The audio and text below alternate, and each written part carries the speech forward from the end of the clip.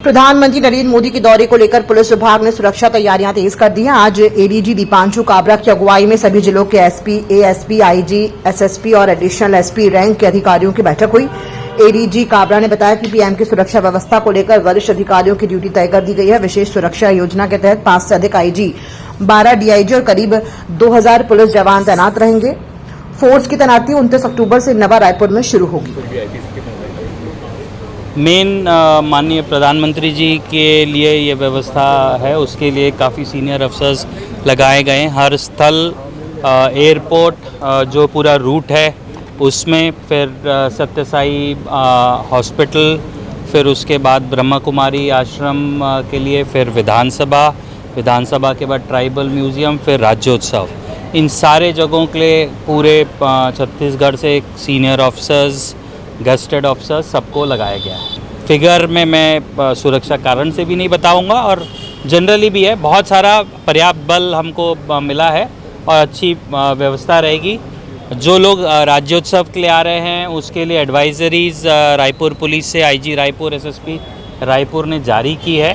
माननीय प्रधानमंत्री जी के आने के पूर्व मेन उनका जो रूट है वो क्लोज़ हो जाएगा, तो ऑल्टरनेट रूट से हम लोगों ने सारे जिलों को मैसेज कराया है कि वो लोग वहाँ पर पहुँचे। हमारी यही अपेक्षा है, क्योंकि हमको पहले से उनको फ्रिस्क करके अंदर भेजना है, तो वो लोग समय पे पहुँच जाएं ताकि हम उनको अंदर लेकर के कार्यक्रम स्थल पे ले जाएं। छत्तीसगढ़ की धर्मनगरी राजम, जिसे प्रदेश का प्रयागराज कहा जाता है, इन दिनों छठ पर्व की भक्ति में डूबी है। महानदी, पैरी और सोंढूर नदियों के त्रिवेणी संगम एनीकेट घाट पर सैकड़ों व्रती महिलाओं ने सूर्यदेव की आराधना की। उत्तर भारतीय परिवारों के साथ स्थानीय छत्तीसगढ़ी महिलाएं भी फल, ठेकुआ और गन्ने के साथ घाट पहुंचे और परिवार के सुख समृद्धि की कामना की। अस्त होते हुए सूर्य को अर्घ्य देने के बाद भक्ति गीतों और जागरण का आयोजन होगा, जबकि कल उगते सूर्य को अर्घ्य देकर व्रत का समापन किया जाएगा। भव्य आयोजन के लिए प्रशासन और सामाजिक संगठनों ने सफाई, सुरक्षा और रोशनी की विशेष व्यवस्था की है। व्रती महिलाओं ने कहा, छठ मैया की कृपा से परिवार में सुख शांति बनी रहे, यही हमारी कामना है। पूजा का बहुत ही बड़ा महत्व है, क्योंकि ये पूजा प्रकृति के लिए की जाती है और अपने घर की सुख शांति समृद्धि के लिए की जाती है। और यहाँ क्या है, त्रिवेणी संगम में ये पूजा की जाती है और ये कई सालों से चला आ रहा है ना, ये परंपरा। तो बच्चों सब नगर सुख शांति के लिए ये पूजा की जाती है। आयोजन बहुत अच्छा रहा और यह जो पर्व है आस्था का पर्व है। सभी लोग जो भी मनोकामना लेकर के इस माँ के घाट पर आते हैं, माँ का पूजन करते हैं, उनका सब मनोकामना माता पूर्ण करती है। मार्कंडेय पुराण का कथा है। मार्कंडेय पुराण में षष्ठी माता का विशेष महत्व बताया गया है। जो लोग, जिसको बाल बच्चा नहीं है, बाल बच्चा प्राप्ति के लिए इस व्रत को करते हैं और बाकी लोग अपने सुहाग और बच्चों के दीर्घायु की कामना करते हुए इस व्रत को करते हैं। और जो लोग जिनको बाल बच्चा नहीं है, वो यदि आस्था के साथ इस व्रत को करे तो निश्चय ही माता उनकी मनोकामना पूर्ण करती है। इस घाट को छठ घाट के नाम से ये प्रचलित है। ये एनीकेट, इंदिरा मार्केट के पास है एनीकेट, नया पारा राजिम का घाट है। यहाँ छठ धूमधाम से मनाया जाता है। पूरे नगर के लोग यहाँ एकत्रित होते हैं और सभी लोग श्रद्धा भाव से यहाँ आकर के माता का प्रसाद ग्रहण करते हैं और अपना आशीर्वाद लेकर अपने अपने घर जाते हैं। मुख्यमंत्री विष्णुदेव साय ने चुनाव आयोग की एसआईआर स्पेशल इंक्वायरी रिपोर्ट प्रक्रिया को सराहनीय कदम बताया है। उन्होंने कहा कि एसआईआर प्रक्रिया एक अच्छा कदम है और हम चुनाव आयोग के फैसले का स्वागत करते हैं। मुख्यमंत्री ने इसे चुनाव प्रक्रिया को और अधिक पारदर्शी व निष्पक्ष बनाने की दिशा में उठाया गया सकारात्मक कदम बताया। अच्छी बात है, चुनाव आयोग के इस कदम को उसका स्वागत करते हैं और चुनाव आयोग को धन्यवाद देते हैं। एसआईआर हो जाना चाहिए। राजधानी में वक्फ बोर्ड की कथित मनमानी के खिलाफ विश्व हिंदू परिषद और बजरंग दल ने जोरदार विरोध प्रदर्शन किया।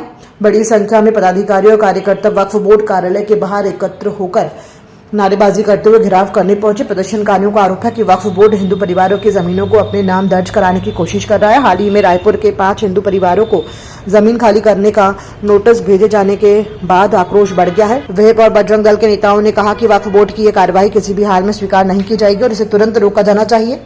उन्होंने राज्य सरकार से मामले में हस्तक्षेप की मांग की है। संगठन ने चेतावनी दी है कि यदि नोटिस वापस नहीं लिए गए तो आंदोलन को और तेज किया जाएगा।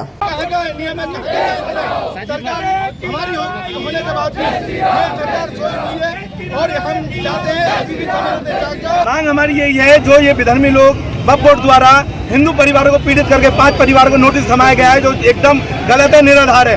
हम चाहते हैं, हम हिंदू जो पिछले 70-80 साल से उस घर में रह रहे हैं, 3 पीढ़ियों से उस घर में रह रहे हैं, हम क्यों जवाब देंगे? हम क्यों पेपर दिखाएंगे? अगर तुम्हारे पास पेपर है, वक्फ बोर्ड के पास पेपर है, हम खुली चुनौती देते हैं, तुम पेपर दिखाओ। अरे कोई भी तुमको बोलेगा जाकर तुम्हारे ऑफिस में कि इस पे दावा ठोक दो, तुम दावा ठोक देते हो।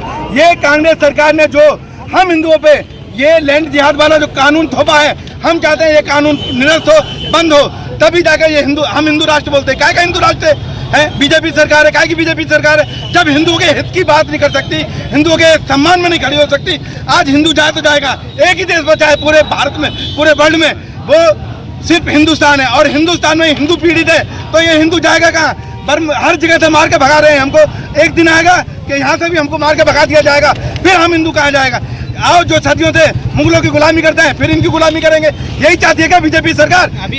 अभी आप कहाँ जा रहे हैं? अभी हम वक्फ बोर्ड ऑफिस जा रहे हैं। जो इन्होंने हमको गलत तरीके से जो नोटिस दिया है, उसका हम पुरजोर विरोध कर रहे हैं। और हम चाह रहे हैं कि ये जो कानून है और जो हमको नोटिस थमाया गया, ये निरस्त हो और ऐसा किसी भी हिंदू परिवार पर कोई भी लाछन या कोई भी प्रॉपर्टी लैंड जिहाद ना हो, जिससे कांग्रेस और बीजेपी दोनों पार्टियों को बोलना चाहता हूँ, हिंदू है भाई, हिंदुओं का वोट लेने के लिए आप जनेऊ भी धारी कर लेते हो, तिलक भी लगा लेते हो, और आप हिंदुओं की वोट पाने के लिए हिंदू पार्टी बोलते हो। दोनों पार्टियों को बोलना चाहता हूँ कि ये कानून जो गंदा कानून है, इसको निरस्त करें और हिंदुस्तान में, हिंदू राष्ट्र में हिंदुओं का सम्मान जहाँ होता है उसमें उसको अमली जामा पहनाएं और हिंदू हित की बात करें। जी।